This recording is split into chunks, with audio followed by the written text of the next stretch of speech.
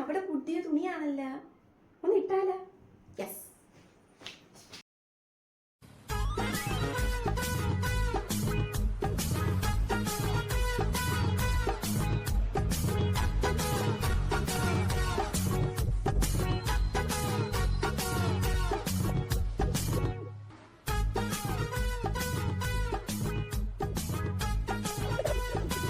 ഒരു പൊട്ട് വെച്ചേക്കാം.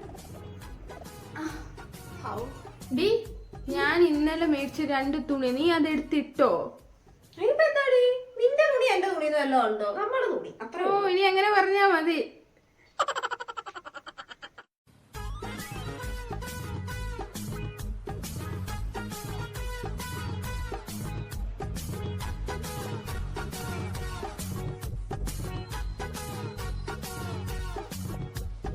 ഡീ വന്ന് കഴിച്ചിട്ട് പോയി കിടക്ക്.